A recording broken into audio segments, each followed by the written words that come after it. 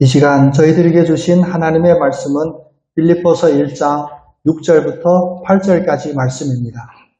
너희 안에서 착한 일을 시작하신 이가 그리스도 예수의 날까지 이루실 줄을 우리는 확신하노라. 내가 너희 무리를 위하여 이와 같이 생각하는 것이 마땅하니 이는 너희가 내 마음에 있음이며 나의 매임과 복음을 변명함과 확정함에 너희가 다 나와 함께 은혜에 참여한 자가 됨이라. 내가 예수 그리스도의 심장으로 너희의 무리를 얼마나 사모하는지 하나님이 내 증인이시니라. 아멘. 우리가 에덴 동산에서 주님과 함께 거닐 수 있는 그 믿음의 소망들이 우리에게 멀지 않습니다. 우리가 이제 구원받고 주님과 함께하는 그 에덴 동산이 우리를 부르고 있어 우리에게 영적인 아름다운 가정이 있음을 이 시간 고백하며 감사할 수 있는 우리 모두 되기를 원합니다.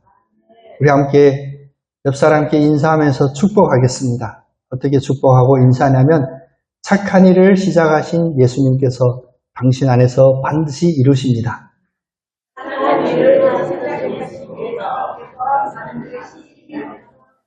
아멘. 이제 축복 인사가 점점 더 길어질 건데요. 이제 우리가 이제 인사도 길게 할 수 있는 그런 훈련이 되는 것 같습니다. 착한 일을 시작하신 이가 우리 안에서 반드시 이루어 주신다. 이것은 우리의 믿음의 근본이 되게 됩니다. 우리가 기도하죠. 왜 기도합니까? 문제에 부딪혔을 때 기도하는 것 당연합니다. 해결해 주세요라고 기도해요. 근데 그 기도를 받아야 될 그 대상이 누군가가 매우 중요하죠. 혹시라도 우리가 능력이 없는 이에게 기도합니까? 안 하죠. 능력이 없는데 왜 기도합니까? 그런데 혹시 우리가 생각했을 때 악하다, 나쁘다 그런 상대에게도 기도하지 않죠. 우리가 기도하고 우리의 기도를 받으실 유일하신 그분은 착하신 분, 선하신 분, 모든 것을 악을 선으로 바꾸시는 그 주님이시기 때문에 우리는 문제를 해결해달라고 할 때 그 기도를 주님께 드립니다. 더 중요한 것은 주님은 전능하신 주님이십니다. 우리의 오늘 어버이날 우리의 어머니, 우리 아버지에게 자녀들은 자기의 힘들고 어려운 것을 얘기할 수는 있습니다. 도와주세요. 그러나 부모님도 한계가 있죠. 그래서 우리는 우리 아버지, 어머니에게 기도하지 않습니다. 표정 보니까 몰래 하시는 분 있으면 안 됩니다. 우리는 오로지 하나님께 기도하는데 왜? 하나님은 전능하시니까 모든 문제를 다 해결할 수 있는 능력이 있기 때문에 우리는 아버지께 기도합니다. 근데 세 번째는 오늘 이 말씀에서 우리의 문제를 착하시고 전능하신 하나님께 기도할 때 하나님은 반드시 이루어 주신다는 겁니다. 이게 얼마나 귀한 축복입니까? 특별히 오늘 어버이 주일을 맞이하여 혹시라도 부모님을 만나지 못한 분, 혹시라도 전화라도 못 드린 분, 저같이 이제는 생이별이 아닌가라고 살 수 있는 그런 사람들도 있습니다. 이 세상에는. 그러나 이 어버이 주일이 우리 인간이 정해놓은 어떤 주일이 아니라 하나님께서, 전능하신 하나님께서 선한 일을 시작하시고 반드시 이루어주시는, 그래서 복된 모든 어버이가 되시고 또 모든 복된 자녀들 되는 그런 날 되기를 간절히 원합니다. 우리가 지금 빌립보서를 통하여 사도 바울이 어떠한 상황 속에서도 기뻐하는 그 모습들을 지난 주일 한번 살펴봤습니다. 사도 바울이 어떠한 환경 속에서든지 기뻐할 수 있는 첫 번째 이유는 바로 주님 안에서 함께 동역하는 교회의 성도들 때문에 기뻐했다라고 우리가 살펴봤죠. 그런데 아무리 동역하면서 함께 교회 안에서 같은 교회의 성도로 있을지라도 모든 것이 다 기쁨이 되지 않을 때도 있습니다. 아마 이 자리에 계신 여러분들도 크고 적게 간혹 그런 경험을 해봤을 겁니다. 교회 안에서도 동역한다는 게 반드시 기쁨이 아니고 오히려 그것이 나에게 상처될 때도 있고 걸림돌이 될 때도 있는 그런 상황들이 있게 됩니다. 그런데 오늘 본문 말씀은 사도 바울이 이런 상황까지 다 하시고 하나님의 마음을 전하는 기쁨의 두 번째 중요한 근원을 이야기합니다. 좀 길게 이 이야기를 풀어갈 것인데 여러분 하나님의 말씀 가운데 성령의 감동 가운데 다시 기쁨을 회복할 수 있는 그런 힘을 공급받으시기를 축복합니다. 우리는 먼저 알아야 되는 것이 사람은 누구나 완전한 존재가 없습니다. 그리고 사람이라 함은 이 속에는 우리의 부모도 포함되어 있고 우리의 자녀도 포함되어 있습니다.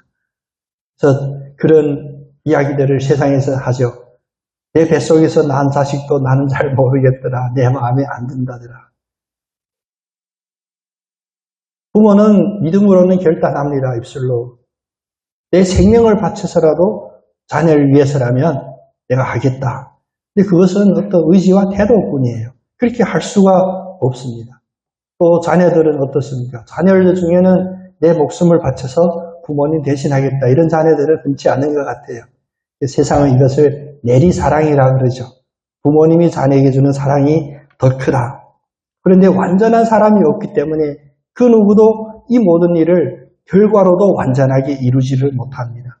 교회 안에서도 어떤 이들은 그렇게 표현하죠. 교회를 노아의 방주에 비유하여서 여기는 여러 가지 다양한 사람들이 모였기 때문에 심지어는 극단적으로 죄인들이 모인 공동체이기 때문에 이 속에는 문제가 없을 수 없다. 그것은 인간의 해석이고요.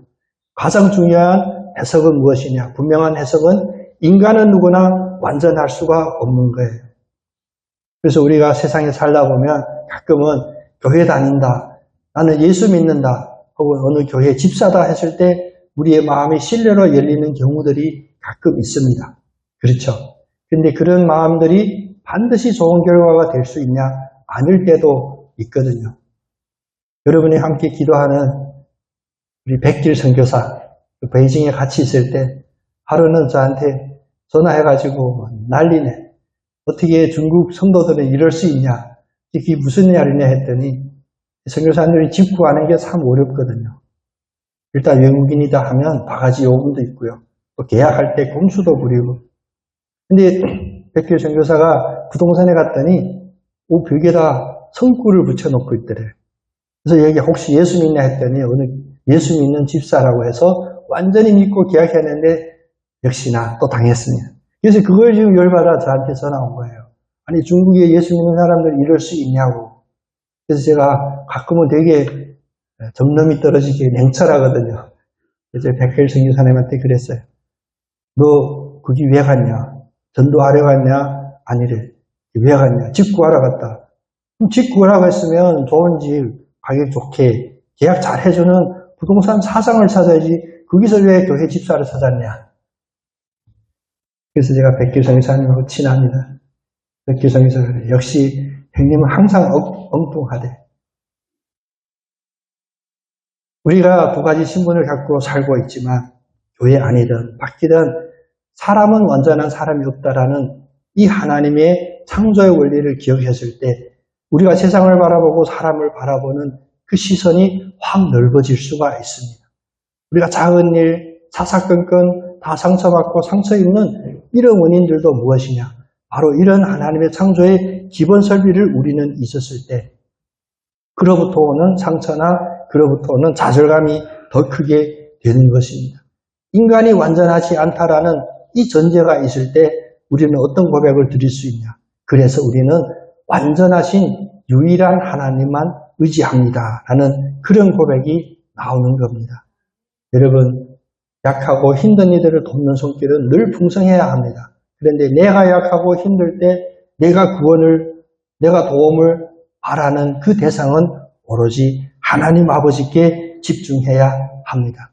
그러면 이 자리에 앉아 계신 여러분, 어버이날 기쁜 날에 저한테도 왜 꽃 따라줬는지 하여간 달라고 하니까 달았습니다만 이 좋은 날에 왜 이런 마음 상하는 얘기하냐 오해하지 마시고 여러분 꼭 기억하셔야 됩니다. 이 세상에는 완전한 사람이 없습니다. 그 누구도 없습니다.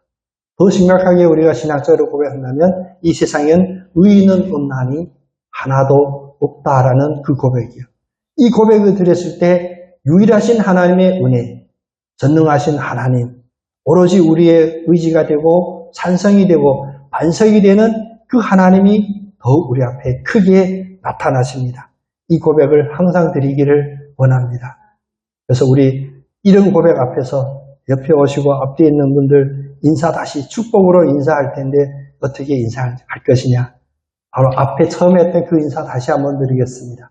착한 일을 시작하신 예수님께서 당신 안에서 반드시 이루십니다.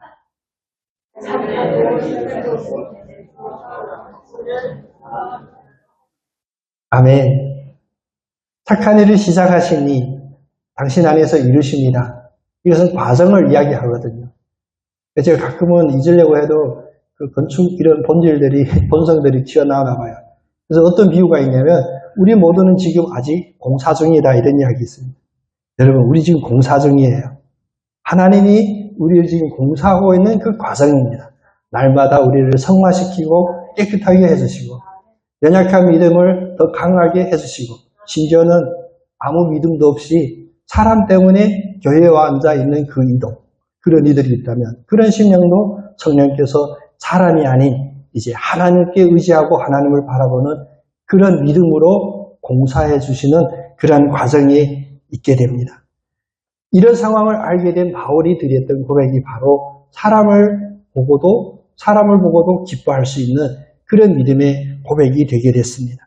그런데 우리가 다시 앞의 말씀을 우리가 회상하고 기억한다면 어떤 말씀이었냐면 3절 말씀에 바울이 고백하기를 내가 너희를 생각할 때마다 나의 하나님께 감사하며 내가 누군가를 생각할 때 그와의 아름다웠던 기억들이 생각나는 것이 아니라 또 그에게 상처받았던 상처가 기억나는 것이 아니라 내가 너희를 생각할 때마다 하나님께 감사하다. 우리 인간의 논리로는 맞지 않죠. 누군가를 생각하면 그 이와 관련되는 일들을 뒤에다 기술해야 되는데 사람을 생각했는데 하나님이 감사하다라는 믿음의 고백을 했다는 것입니다. 사람과의 관계 속에서도 하나님을 바라볼 수 있는 그런 믿음의 눈이 바울에게 있었던 것입니다. 오늘 어버이 주일 우리 자녀들을 바라보면서도 그 속에서 하나님께 집중할 수 있는 그런 영적인 시각이 우리에게 있기를 원합니다. 부모님을 바라보면서도 부모님 속에서 하나님을 바라볼 수 있는 그런 영적인 시각이 우리에게 있기를 원합니다. 이 말을 다른 말로 줄여서 한다면 모든 관계 속에서 하나님을 바라보다 라는 그런 고백이 되게 됩니다. 사도 바울이라고 배반 안 당했습니까? 사도 바울은 지금 감옥에 있거든요. 근데 사도 바울의 그런 기록들과 특히 사도 바울을 통해서 썼던 교회의 서신들을 보면 감옥 안에 있는 이 바울 모든 성도라고 할 수도 있죠. 그 몇 사람 제외하고는 다 떠났죠. 물론 법적으로도 가능한 일은 아니지만 나도 바울과 같이 감옥에 들어가겠습니다. 이런 사람도 없고요. 주님이 십자가에 달릴 때도 마찬가지였어요. 십자가는 우리 심리학적으로나 사회학적으로 본다면 그것은 배반당한 가장 처참한 표본이 됩니다. 한 사람도 주님 편에 서지 않고 도망가고 배반하고 물론 마음은 그렇지 않을지라도 분위기가 그러니까 같이 욕하고 같이 침뱉고 조롱했던 그 현장이 바로 십자가의 현장이었습니다. 주님도 그랬고 사도 바울도 그랬고 내가 너희들을 얼마나 믿었는데 이런 마음은 인간적으로 들법하죠. 그러나 사람이 다 떠났을지라도 사람들이 나에게 돌을 던질지라도 그 속에서도 감사와 기쁨이 멈추지 않았던 그 이유는 바로 상황 속에서도 하나님을 바라보고 관계 속에서도 하나님을 바라보았던 그것의 근원이 있게 됩니다. 이 말을 하나님을 바라보다를 다른 말로 바꿔 하신다면 여러분 메모해도 좋으신 말씀인데 사도 바울은 항상 하나님을 상대로 살았습니다. 만난 사람은 사람이지만 어떤 일이지만 어떤 관계이지만 그 속에서 사람을 상대하고 일을 상대하고 그런 친분을 상대한 것이 아니라 늘 하나님을 상대하며 살았습니다. 그럴 수 있었던 이유는 바로 6절의 고백입니다. 너희 안에서 착한 일을 시작하신 이가 그리스도 예수의 날까지 이루실 줄을 우리는 확신하노라. 내 계획대로 내 스케줄대로 이루어지는 일이 아니라 물론 우리는 우기겠죠. 내가 계획하고 갑자기 내가 좋은 아이디어가 떠올라서 그 아이디어대로 내가 준비했던 것을 한다? 아닙니다. 우리의 모든 과정은 우리의 인생, 이 세상의 역사, 인간의 모든 행동, 모든 활동은 다 하나님께서 창세전부터 예정하시고 그 예정 속에 한치의 오차도 없이 하나님 뜻대로 하나하나 하나님의 섭리하심으로 행하여지는 것입니다. 이것을 우리 인간의 입장에서 표현할 때 어떻게 표현하냐. 오늘 말씀처럼 착한 일을 시작하신 그 하나님 안에서 우리는 예수 그리스도의 날까지 반드시 이룰 것을 확신하는 그런 삶의 태도, 마음의 결단으로 우리는 살게 되는 겁니다. 하나님을 상대하고 관계 속에서 하나님을 바라보았다는 것은 바로 하나님에 대한 예수 그리스도에 대한 그 믿음의 확신이었습니다. 그래서 사람 때문에는 상처받을 수 있고 실망할 수 있고 그 관계가 깨어질 수도 있지만 하나님을 바라보니 사도 바울은 모든 관계 속에서 깨어졌다, 상처받았다라고 생각하지 않는 겁니다. 이것이 바로 우리의 세상을, 우리의 삶을 바라보는 더 높은 차원의 영적인 차원이죠. 물론 저도 꽃 달고 오늘은 예배 전에 사실 설교하기 전에 설교하기 기본이 있거든요. 설교하기 전에는 사람하고 대화하지 않는 게 좋다라고 합니다. 왜냐하면 하나님을 바라보지 않고 사람의 관계로 본다면 내가 설교 전에 100명을 만난다 그러면 그 중에 한 명이라도 서로 기분 나쁜 이야기 할 수 있는 가능성이 있잖아요. 그러면 그게 하나님 말씀 전할 때도 그게 어두운 영향 미친다 해서 대화 나누지 않는데 오늘은 제가 뭔가 다른 일 때문에 밑에 1층에까지 잠깐 내려갔었어요. 그래서 오늘 기분 좋은 얘기 들었어요. 저를 사실이 아닌데 살 좀 빠졌다. 요즘 살 빠졌다면 다들 그렇게 기뻐하는 얘기더라고요. 이게 더 무엇이 있었을때 항상 이 정도였는데 지금 꽃 달고 있으면 더 멋있다고 보이겠죠.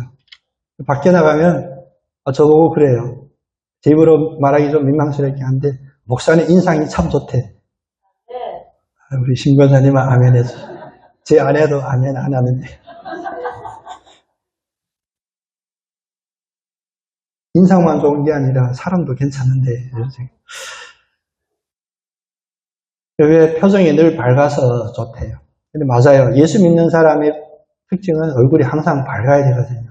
그런데 제가 늦게 예수 믿고 신학 훈련을 받고 지금 생각해보면 지난 4월이 제가 목사 안수 받은 지 17년 됩니다. 이제 목사 된 지 17년이 됐는데 이 17년 동안 맨날 기분이 좋았을까요? 아닙니다. 밖에는 웃었는데 마음이 웃었을까 제 생각을 보면 이거 위선이라고 볼 수도 있겠지만 사실 그렇게 살지 못할 때가 많아요. 그래서 제 딸이나 제 아내에게는 항상 웃지 않는 아빠, 남편 모습일 수도 있어요.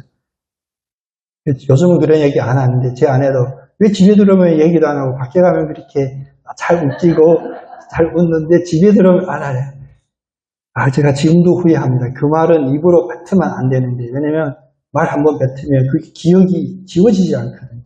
제가 지금은 후회하지만 그때 그냥 생각 없이 뭐라 했나요? 내가 밖에서 얼마나 많이 얘기했는데 집에 와서도 얘기하고 싶겠냐 이런 얘기를 했습니다. 모든 목사님들도 마찬가지입니다. 늘 여러분 대할 때 웃는 얼굴이라서 그 마음까지 웃는 게 아니거든요. 그래서 이건 속담집에 나오지 않은 속담인데 목사의 무엇은 강아지도 안 먹는다 이런 얘기도 있대요. 너무 타가지고요. 그래서 목사님들 중에도 마음이 다치고 목표와 용기를 잃고 지난주에 목회 세미나에 갔는데 우리 목사님이 간증하더라고. 자기 동기가 부산에서 목회하는데 갑자기 카톡에다 뭐라고 했냐면 살고 싶지 않다. 힘들다. 다 때려치고 싶다. 이래가지고 참 그런 목사님 만난 것도 복이에요. 하나님이 당장 그 마음에 감동 줘서 바로 비행기 타고 부산에 갔대요. 그래서 만났는데 어떤 상처 때문이냐면 여러분 이런 얘기를 여러분 기억하시고 깊게 묵상해 주셨으면 감사하겠습니다. 요즘 목사님들이 행사 많은데 특히 해외 단기 선교 이런 행사들이 있거든요. 근데 일본으로 그 지방에 있는 목사님들이 갔대요. 근데 괜히 부담하는 비용이 있으니까 물론 그 모임에서 얼마 도와주기도 하지만 그걸 낼 수 있는 상황이 아닌 거예요. 그것도 또 부부 동반으로 간다고 하니까 비용이 크잖아요. 사모님하고 얘기하다가 뭔가 서로 안 맞는 얘기하니까 근본적인 문제를 건드린 거예요. 그래서 내가 나이 60 넘었는데 평생 목회해서 이게 뭐냐. 일본 가는 80만 원도 때문에 이렇게 다투고 되냐. 그래서 해운대 나가 이제 바다에 뛰어든다고 카톡 보낸 거예요.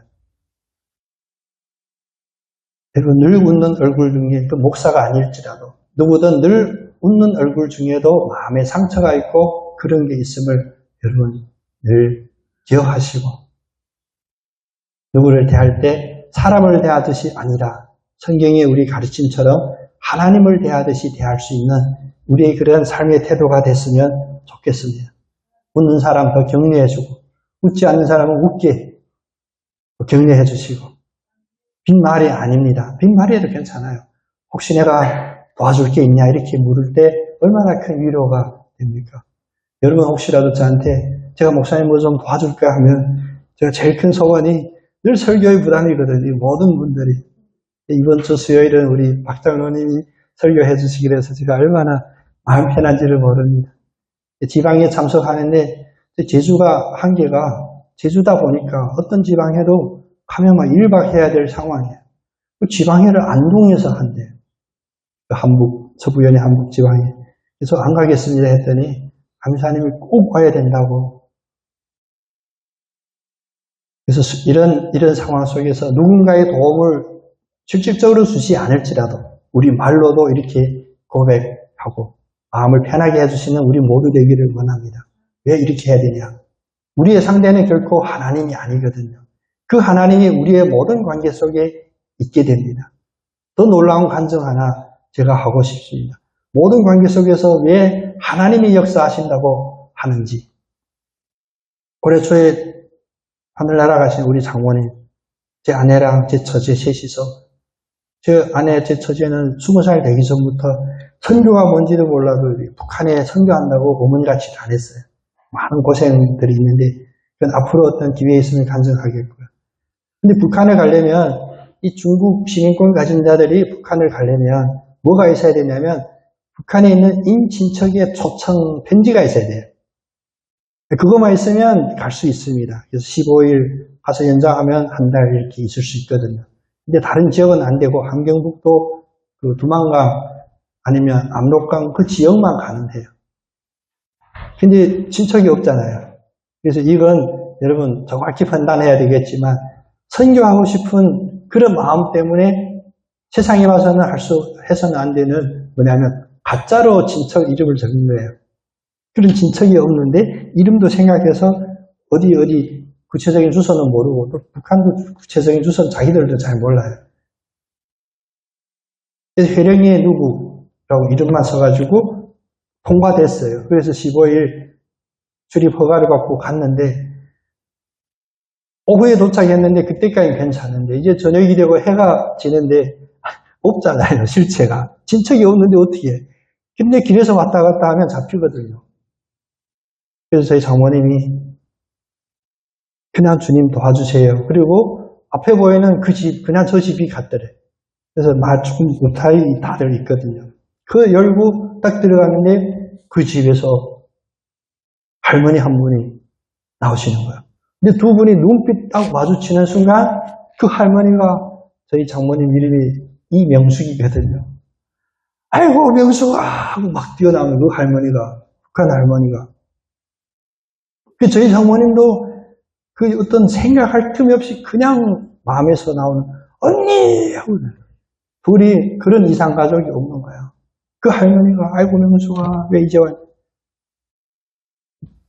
누가 봐도 진짜 친척이 그 사촌 언니 만난 기쁨의 상문 그 집에 들어갔는데 이런 얘기 해봤더니 예수 믿는 할머니였다고. 그러니까 6.25 전에 신앙생활 하다가 지금 그냥 어디 예배도 못 드리지만 마음속에 늘 기도하던 그 할머니. 성령이 감동을 주니까 이름도 알게 돼요. 성까지 이명숙이 명수가 하고 안아주고 그 상황을 보는데 그래서 영적으로 친언니가 되는 거예요.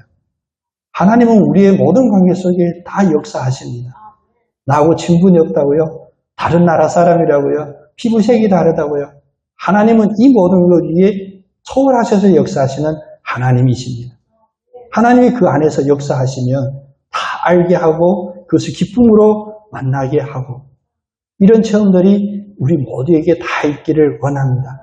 세상에 사실 많은 문제들은 다 기쁨이 없는 이유가 사람 때문에, 관계 때문에, 그 한 건의 사건 때문인데 그것을 소홀하여 그 안에서 역사하시는 하나님을 온전히 믿게 된다면 그것이 목회가 됐든 아니면 그것이 비즈니스가 됐든 그것이 건강의 문제이든 모든 것을 기쁨으로 바라볼 수 있는 그런 사도 바울의 모습이 우리의 모습이 될 수가 있습니다.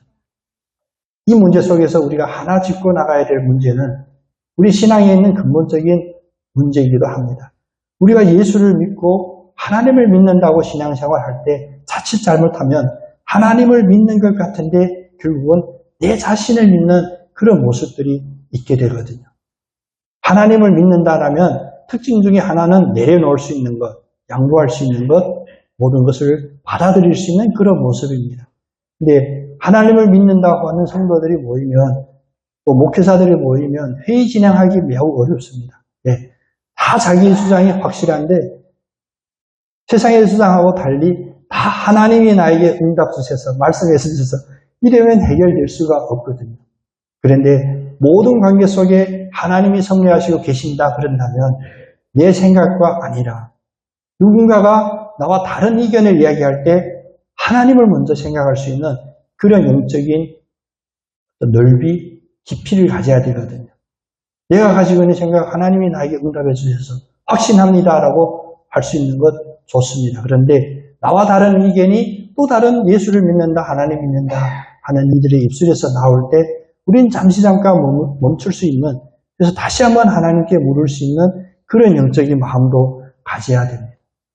우리가 동역함 속에서 바울이 기뻐했으면 누가 우리를 배신하고 심지어 감옥에 홀로 있어도 바울이 기뻐할 수 있었던 것은 동역의 기쁨보다 더 깊은 근본이 되는 두 번째 원인 모든 관계 속에서 하나님이 역사하신다라는 그 마음 때문에 기뻐할 수 있듯이 우리가 교회 안에서 만나는 모든 사람들 또 교회 안에서 이루어지는 모든 일들이 박자는 아까 기도하면서 교회 기관마다 맡은 사명이 있고 그 사명을 감당한다고 할 때 온전히 주님의 은혜 가운데서 우리 사람이 부딪히지 않고 할 수 있는 그런 일을 기대할 수 있어야 됩니다. 왜냐? 하나님이 시작하시고 하나님이 행하시기 때문입니다. 세상이 바라봤을 때 예수님이 짊어지셨던 그 십자가는 실패했어요. 망했습니다. 죽었습니다. 그런데 예수님이 십자가에서 이루신 것은 승리였고 완성이었고 해방이었고 또 생명이었습니다. 자칫 잘못하면 내가 예수를 믿는다, 교회 다닌다 라고 하지만 내 자신을 믿고 죽음의 길로 나갈 수도 있다는 이 위험성을 우리는 늘 깨달아야 합니다. 우리가 말끝마다 예수님을 본받겠습니다라고 한다면 진정으로 그 십자가를 질 수 있는 그런 결단도 있어야 되고 그런 삶의 모습도 있어야 됩니다. 한 건도 지지 않는 삶, 어찌 보면 위험한 삶일 수도 있습니다. 모든 것이 다 내 판단이 맞았다, 내 계획대로 이루어진다라면 위험할 수도 있다는 것입니다. 오늘 바울을 통하여 우리에게 알려주시는 만물 속에서 모든 관계 속에서 섭리하신 그 하나님은 반드시 형통함과 순조로움으로 우리에게 기쁨을 주는 게 아님을 기억하셔야 됩니다. 감옥에 잡혀 있을지라도 그 누구도 없이 완전히 배반당한 외로운 상황에 있을지라도 기뻐할 수 있다라는 이 기쁨을 우리는 깊게 묵상해야 됩니다. 그래서 예수님이 제자들에게 말씀하십니다. 내가 너에게 주는 평안은 세상이 알지 못하는 평안이다.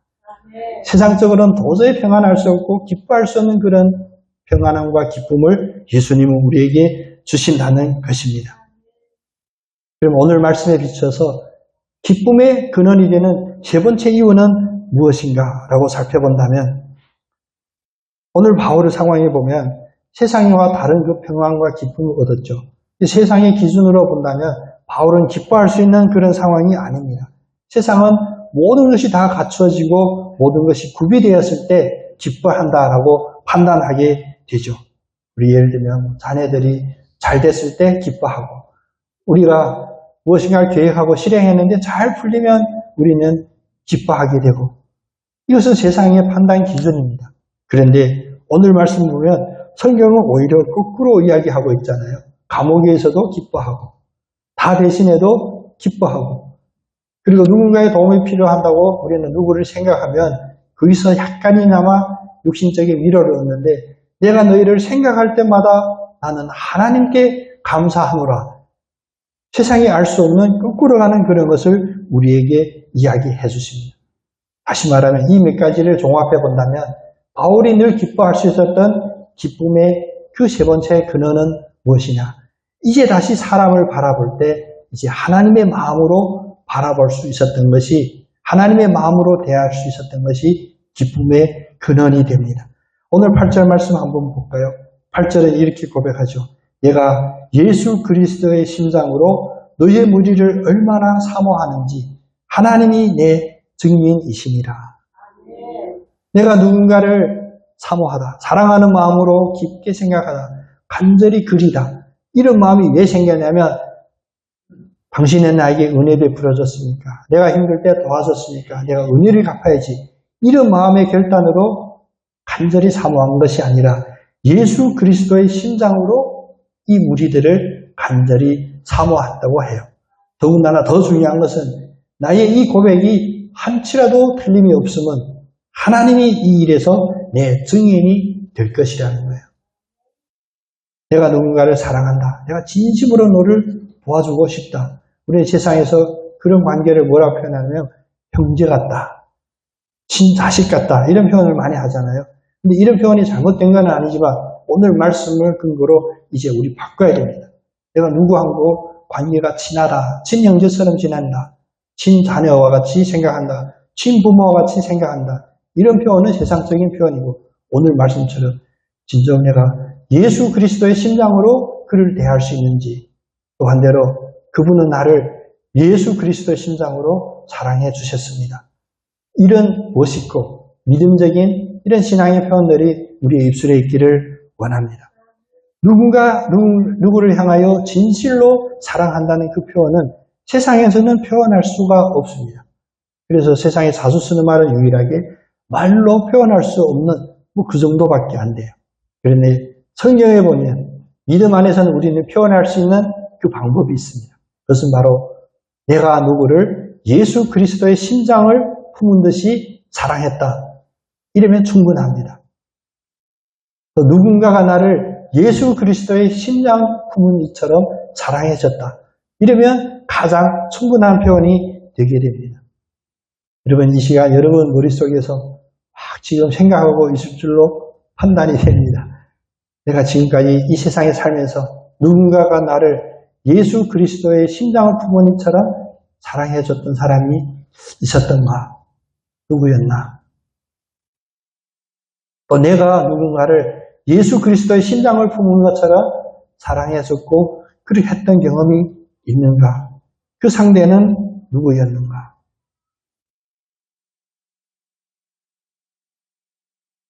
왜 이렇게 무겁게 우리가 쉽게 대답할 수 없는 그런 질문을 우리에게 던지냐면 하나님은 이 순간 딱 하나만을 우리 기억하기를 원합니다. 세상에는 완전한 사랑이 없다. 세상 때문에 실망하고 세상 때문에 상처받지 말라. 오로지 내가 주는 세상의 논리와 거꾸로이고 세상이 알지 못하는 이 평안함을 너에게 허락해 주노라 라는 하나님의 이 음성이 우리에게 들리기를 간절히 원합니다. 그래서 이것을 깨달은 바울은 오늘은 자기의 삶 속에서 우리가 감히 상상하지 못했던 엄청난 믿음의 고백을 하죠. 7절 말씀에 보면 내가 이렇게 예수 그리스도의 심장을 품고 너희들을 늘 생각하는 그 표현을 더 구체적으로 말합니다. 내가 너희 무리를 위하여 이와 같이 생각하는 것이 마땅하니 이는 너희가 내 마음에 있음이며 내가 매임과 복음을 변명함과 확정함에 너희가 다 나와 함께 은혜에 참여한 자가 됨이라. 은혜에 참여한 자. 그래서 예수 그리스도의 심장을 품고 인간관계를 처리하게 되면, 인간관계를 정리하게 되면 모든 관계가 다 예수 그리스도의 은혜 안에 참여되는 자가 되는 것입니다. 저도 예수 믿고 또 한국 생활 오래되다 보니까 친한 친구들, 어렸을 때 친한 친구들, 뭐 동기, 동창들, 참 얼굴 본 지가 오래요. 그래서 제가 추방 나가기 그 직전에 친구들 만난 적이 있는데, 왜냐하면 제가 잡혀 있잖아요. 공안에. 근데 저희 아버지는 돌아가셨고, 제 아버지 이야기 하니까 막 대하지는 못하더라고요. 근데 실질적인 해결이 안 되잖아요. 그래서 제가 찾고 싶지 않아도 어쩔 수 없이 사실 예수 그리스도의 마음을 품고 찾은 게 아니라 인간적으로 제 친구들을 찾았어요. 왜냐면 제 친구들 그 나이가 이제 국장하고 뭐 시장하고 그 나이가 됐잖아요, 우리가. 근데 선뜻 못 나서더라고요. 그냥 뭐 비즈니스 때문에 법정에서 재판받는 그런 상황이 아니라 그냥 국가안전, 우리말로 안기부, 국정원 그게 잡혀있다고 하니까 애들이 못 나서는 거예요. 이게 무슨 일인지를 판단이 안 되니까. 근데 시간이 좀 길어지니까 큰 문제가 아닌가 봐요. 왜냐면 지금 긴급한 상황이면 1, 2주 안에 끝나야 되는데 이게 한 달 넘어가니까 그때 알아보니까 기독교 선교해서 잡혔다더라. 그러니까 개념 판단했을 때 정치적인 부담이 없다고 생각해서 사실 많이 로비도 하고 여러 가지 했었습니다. 근데 만났는데 이 인간의 정은 사실 자주 만나지 않으면 정이 없어요. 이 문제를 해결도 해줬고 내가 감사해서 감사의 식사 자리를 마련했는데 그 분위기 아니더라고요. 내가 진정으로 감사할 수 있는 이런 자리가 아니고, 물론 그 자리에서 제가 담대함이 없어서 그 얘기를 못했습니다. 너희들이 나를 도와준 게 아니라 하나님이 너희들을 통하여 나를 도와줬다. 이 얘기를 못했는데 좀 후회됐는데 그때 그 얘기를 분명하게 했어야 될지. 그랬으면 인간관계는 끝나겠죠. 대학은 다시 어울리지 말아야지. 인간도 아니야. 괜찮습니다. 제가 지금 생각해보면 그게 후회된다는 이 고백을 왜 드리냐. 여러분의 삶 속에서도 하나님을 상대할 때는 사람으로부터 쟤는 인간도 아니야. 이런 말을 들어도 괜찮아요. 근데 그 전제는 내가 진정으로 예수 그리스도의 마음을 품고 하나님이 이 은혜 가운데 동참하는 그런 관계로 바라보게 된다면 이런 담대한 고백은 할 수 있어도 됩니다. 모든 것 하나님을 상대하여 일하고 모든 관계 속에 하나님의 일하심을 믿고 고백할 때 이런 담대함이 우리에게 이루어질 줄로 믿습니다. 감옥에 갇혀 있을지라도 사업이 실패했을지라도 심지어 육신적으로 사랑하는 이와 차별했을지라도 예수 그리스도 안에는 죽음이 없습니다. 영생이 있잖아요. 그래서 모든 관계가 주님이 섭리하시고 주님이 그 안에서 움직이신다면 우리는 예수 그리스도의 날이 이루어질 줄을 확신함으로 기쁨이 항상 넘치는 그런 믿음의 삶을 살 수 있을 줄로 믿습니다. 오늘 어버이 주일 모든 메시지들이 부모님 효도하라 라고 하는데 부모님도 예수 그리스도의 심장을 품고 대해야 되고 부모와 자식 간의 관계도 육신적으로 그래 세상에는 믿을 그 부모밖에 없다 자녀밖에 없다라는 그런 고백이 아니라 부모와 자식 간의 관계에서도 하나님만 믿을 분이 없다라는 그런 고백으로 이루어진 아름다운 가정들, 아름다운 그런 관계들이 되기를 축복합니다. 오늘 이 말씀이 우리의 삶 속에서 늘 지침이 되어서 누구를 대하든지 원수를 대할지라도 은인을 대할지라도 예수 그리스도를 대하듯이 대할 수 있는 그런 믿음, 그래서 얻는 하나님으로부터는 기쁨이 넘치는 여러분 다 되시기를 축복합니다.